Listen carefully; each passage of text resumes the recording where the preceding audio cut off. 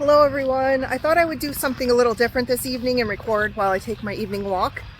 We have a beautiful park by my house. It's lit up at night.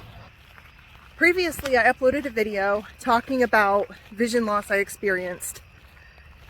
And in that video, I mentioned migraines. And I wanted to just talk about being a migraine sufferer and what I've experienced with medical care and how I got to this point. There's actually bats flying around here at night. That's pretty cool. They're really quick too. Basically, in my early 20s, I developed some strange vision changes, I'll say. And I would get like these zigzags across my vision. So I could not see out of my eye when I had these auras. And I found out that they were caused by migraines. A lot of times they would start and I would have no head pain at all. And other times I would have excruciating head pain. It just really depended on how the migraine was coming on. I didn't know anybody in my family with migraines. Migraine auras got worse and worse. I never really sought help medically for that. I had these auras on and off for years. Sometimes my head would hurt for 3 days at a time. I'd be in a dark room with a face cloth on my head, hoping I didn't get sick.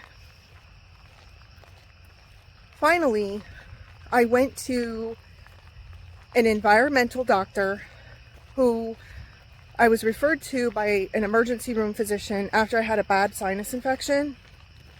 And the environmental doctor suggested that I get allergy shots. So after I started getting allergy shots and learned what I was allergic to, they told me it was dust mites, mold, trees, so pretty much everything. I started getting shots regularly and it really helped. I didn't have another sinus infection. They offered me a flu shot in the fall and I said yes.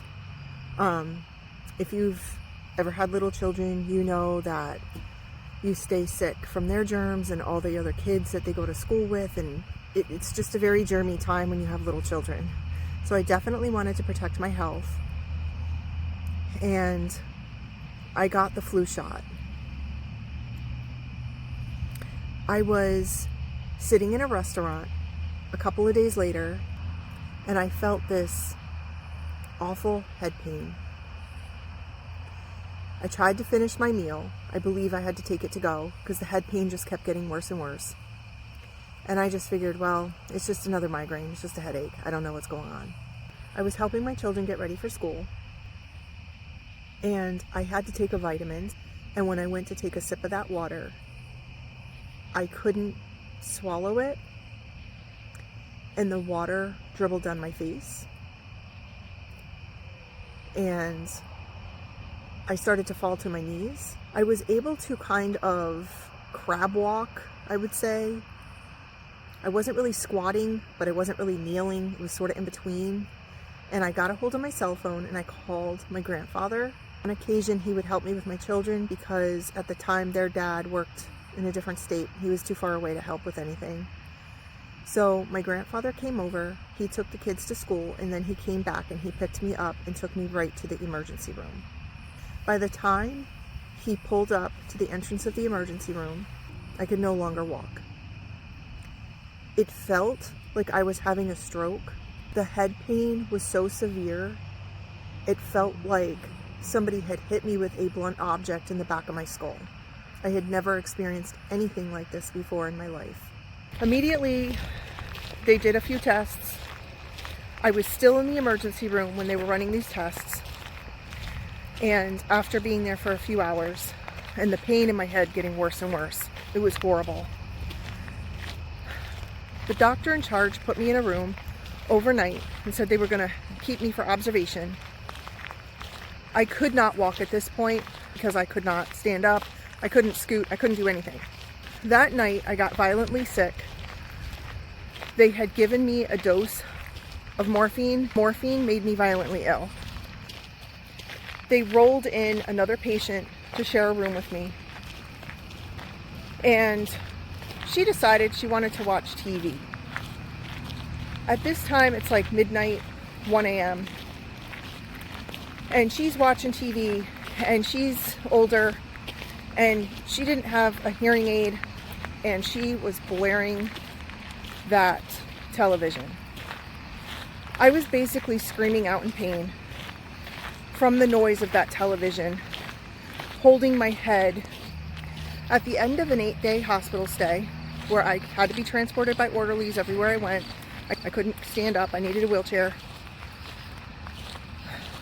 I was basically told that what I had was a hemiplegic migraine with paralysis.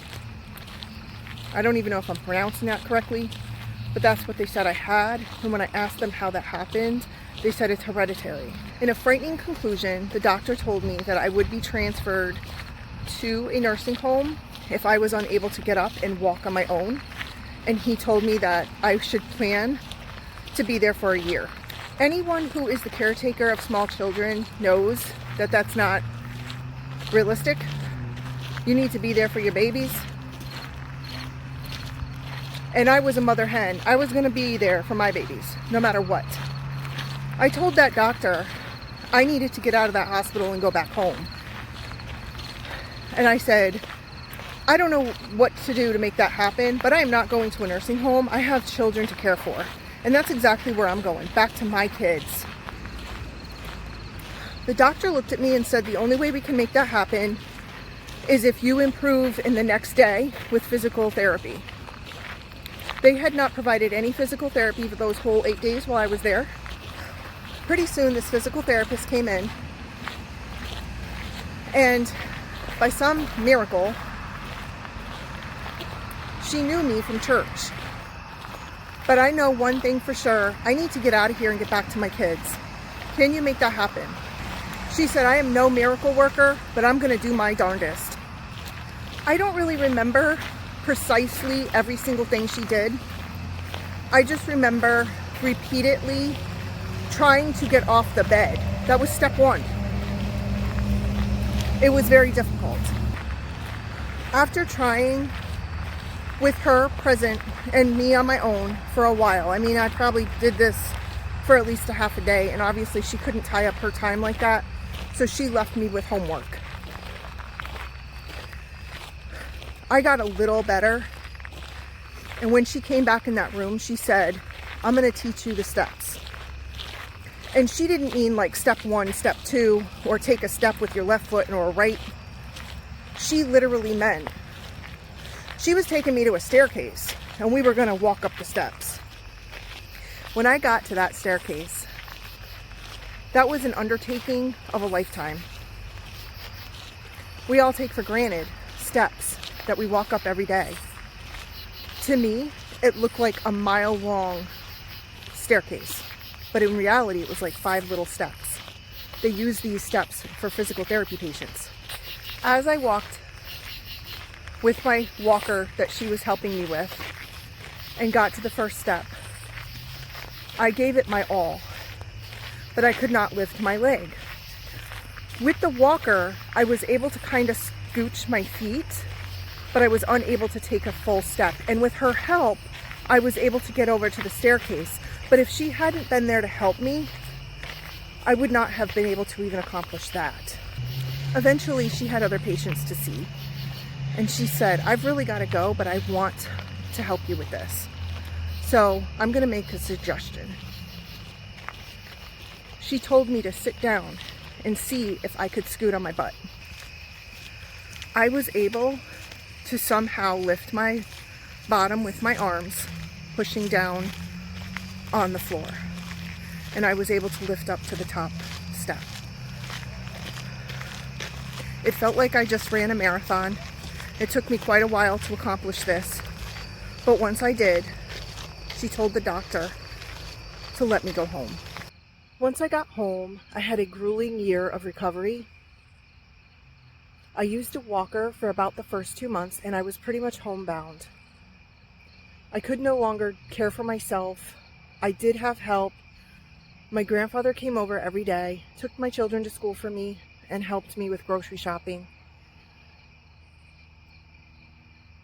After a while, I was able to start using a cane. During the transition from walker to cane, I had hand tremors. I also had other things happening with my vision. I only can describe it like static. It almost looked like static, like you're looking on a television, which I understand there's a name for it now. At the time this happened to me, there was no name for this. I think they call it snow vision. There are some good YouTube videos about that other people have done. Once I transitioned to a cane, I was able to go visit my child's classroom and attend their plays and go to concerts that they performed in, but I still couldn't drive. I didn't drive for about a year until I was solidly walking again. My message about that is this: when you have nowhere to go except down, just look up. Just keep looking up, because when you are already down, there's nowhere to go but up. And that's true not just for somebody with a migraine, somebody that's been paralyzed like I was, but that's true for any type of situation that you're in where you feel like you can't get any lower than where you are now. I didn't know what caused the migraine. It might have been the flu shot. Since then, my medical chart is marked that I have an allergy to flu shots, so I no longer get them. To combat the effects of migraines going forward, I started a gluten-free lifestyle, which I have uploaded videos about. I also joined a membership at a gym where I frequent. These two things have helped me overcome migraines. My migraines are not gone completely. I still do get them from time to time, usually weather-induced. But if you are a migraine sufferer, just know that there is help. Try getting allergy shots, try going gluten-free or taking other foods out of your diet, such as chewing gum. Chewing gum has a chemical called sorbitol. Exercise is one of the key factors that helped me improve my lifestyle. If you don't have a gym near you, you can always exercise at home. Or if you have a park, you can always walk. Even walking just 10-15 minutes a day can help curb a migraine. I hope you are well. I hope you enjoyed this video. Thanks for watching.